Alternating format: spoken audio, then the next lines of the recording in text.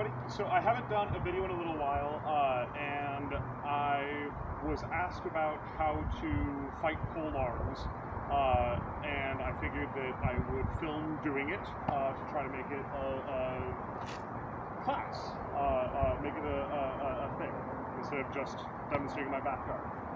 So we're going to go through this. Generally speaking, when people talk about how to fight polearms, you're going to get your like token responses of like grab a shield or grab a longer, lighter polearm. And I mean, these are true, but there are going to be times if you don't prefer shields and, you know, longer, lighter polearms, that you're going to be forced to fight a polearm at an equipment disadvantage when you don't have the ideal set of equipment for it. So for things like this, there are a couple of things that I do that I feel like increase my odds on winning a situation, regardless of who it is that I'm up against, right? So for this, you're going to notice from the fact that I don't have anything else, it's going to come down to overwhelmingly one-handed work. So if you have something in the offhand, you can like brace up against it or do things like that. But these are all techniques that work, you know, even if you have taken a wound already or things like that. This is stuff that's going to allow you to get kills or at least not die embarrassingly while this is going on. So we're going to start with the assumption that you have one weapon and something else in your offhand that we're not using for this technique, right? And then we'll move into what happens if you only have one sword and you have two limbs, because that'll make everything a lot easier anyway. So what is going to happen here, what you have to keep in mind to make this successful, is that your opponent is going to want to do one of two things. Your opponent is either going to want to stab you in the center of your chest, right, because you don't have a shield and it's a very direct shot, or your opponent is going to want to hit you in one of your legs to reduce your ability to charge them, and then they'll take a step back and wail on you until you're dead, and, you know, either go back to their side or go on to the next person, or however it ends up going. So knowing that your opponent really has two things that they want to do, and this is making the assumption that you're not just kind of standing there blocking. If you get into a polearm's range and you're not running at them, you'll get hit with other stuff besides that, don't get me wrong. But the first couple of reactions are to either end the fight now or end your ability to close with them now, right? So with that in mind, what I'm going to do if I'm facing against a polearm, especially if I'm something in my other hand, I'm going to get relatively low and I keep my guard kind of low, right? So this is a real bad stance for going up against someone else who has a couple of weapons, because they'll just get slotted. But what it's doing is telling the polearm person, hey, I'm really ready to block my legs, so do something else. And we know that they want to do two things, and one is hit them in the leg, so the other thing is they're going to stab you here. Now don't get me wrong, be ready to block if they decide to like try to power through your block and, you know, do other things. But really what we are expecting to happen next is that they're just going to go, okay, stab, right? It works out pretty well. So what I'm going to be doing is getting relatively low, and then you'll see a lot of people where the stab technique is pushing crossbody. Actually, let's switch sides for this particular part, which is just blocking like this, right? You'll notice I'm choked up on the sword, by the way. That's not an accident. It gives me a little bit more margin of error, a little bit more control over everything that happens, and a little bit better hand speed. I'm not going to win a distance fighting match with a polearm anyway, so really the goal is to get as close as possible, choking up on the sword, right? So you'll see that people will block across here, and there's nothing wrong with this, right? I can take a step in and I can win this fight. That's not a bad thing. Go ahead and switch back.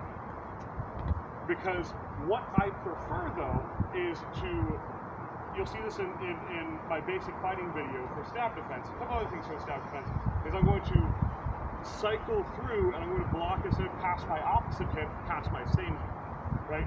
So I'm going to catch behind the polearm and I'm going to turn there, right? So what this allows me to do is while I'm charging forward, my opponent's going to do one of a couple of different things, right? Some will hope really hard that just pushing against my sword means that they can't die, but that's not true, right? If I am just getting pressure on my sword, there's nothing preventing me from getting over to here and landing a kill shot. It's not particularly difficult if that's their only response, right? Now, a lot of people, though, you're going to get that block, and they're going to try to pull away to do things, right? And what I'm wanting to do here is basically glue my knuckles to the padded portion of the polearm and keep them there. Now, if my opponent goes low, I can turn my sword down here. If my opponent starts to go high, I can turn my sword up here. And this lets me control what's going on at that point, if they're just trying to apply pressure, right? Now, if they pull back into a full swing, now we're in a blocking exchange while closing. But this is a situation that, at the end of the day, is fine to force, right?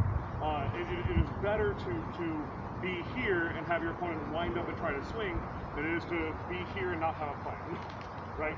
So with a couple of swords or a down spear, if my opponent here decides to wind up, I should be able to win the fight pretty quickly one way or the other, as long as my blocking form is decent and all of that stuff.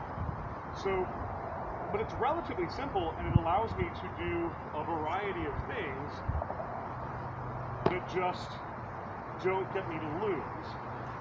You know, you can do that. You can go here, stab, right? There's nothing stopping me from doing a bunch of different things. Now, if they have teammates that, you know, cred. But one-on-one with a polearm, you can go from relatively low odds of success by running forward and hoping to not get jacked, right, to actually reasonably high odds of success by baiting in a thing that you're prepared to respond to. I just got hit in the arm there. But baiting a thing that you're prepared to respond to, and then following that up, right? And we've got the war pole out here right now because I figured it'd be easier to demonstrate. But this all works just as well as like a speed like that, like that. You know, same principle. You're less likely to get someone to try to just apply pressure if they have a speed pole, but at the end of the day, you're trying to get close and hit them with the thing you have to hit them. You know, if you have a down spear, it works really well too because you can block here and then just stab. Phenomenal. Down spear all the time. But with Florentine, it really allows you to, with either side, do something that you are comfortable with to try to get closer and to finish the fight there, right? So with single sword, though, it's going to be kind of weird, but I don't actually recommend this for single sword because you have a better option as long as you're not moving, right? So this is something that I have talked about in person before. I think I may have even covered it in another video briefly, but for polearms in particular, you'll find that the biggest problem people have is that it's kind of hard sometimes if you botch your blocking technique and you have it far away from your hand. It's not hard for someone to use both hands to force their way through a weak or poorly placed block, right? And that is not great. So how do we counter that, right? So there's two concepts that people have. The first of which is to block close to the hand, where you are close to the source of power, you are close to your fulcrum point, all of that jazz. And this is going to make it very difficult for anyone to physically force their way through the block. In fact, go ahead and just pull the block up. And so, I mean, I'm applying a fair amount of pressure, but someone who is a fair degree smaller than me and a fair degree physically weaker than me is going to be able to hold that off. There will be some difficulty, but it's entirely doable, right? So as long as you are close to the hand, you're going to have success. The other thing is, hypothetically, if I have a polearm, I don't really care if I'm blocking close to the hand, right? So if my opponent slashes at me, I'm going to block between the hands, because we're not worried about fulcrum points if it's between 2 points, right? You have 2 reinforcing bits here. This is an even stronger block than blocking close to the hand because it's between both points of strength that I have. There's no way that my opponent's going to force their way through that, regardless of who they are, right? So, if I have a single short sword, sure, I can do flawless things, get close, and win, but it's actually a little bit easier if I just grab near the tip of the sword. And now I have 2 points of strength with which to block between.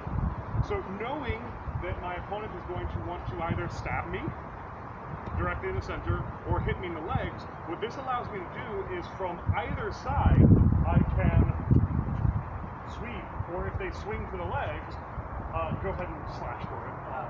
So what this allows me to do is get low and block between here, right?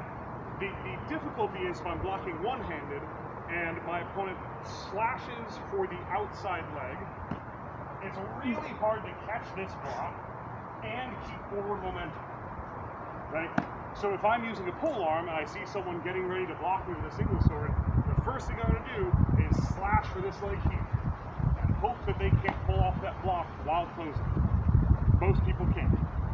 But this block, over on this leg, is much easier. So what this allows me to do is do this to either side by being even prepared for the situation.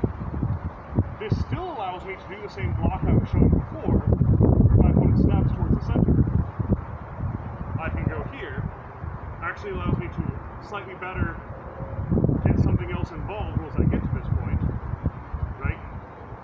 But what I'm trying to do here is just get here, go here, and slash, right? This is going to be how you win these fights.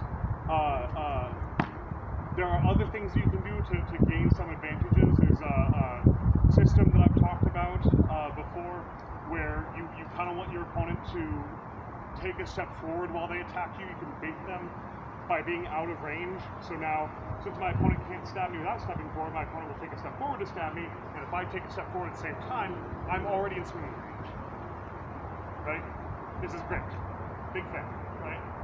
So there are a handful of things you can do to help out with this, but the fact of the matter is that these techniques are going to be the foundational points that I'm trying to build into the fight. I want to get close to them by just turning the block to the side and getting closer, right? So with this being kind of a technique video, that's about all I've got. Did you have any particular questions on things that didn't make sense? Okay, great. Go ahead and kill the recording. Is it done? There are more buttons. I think I killed it.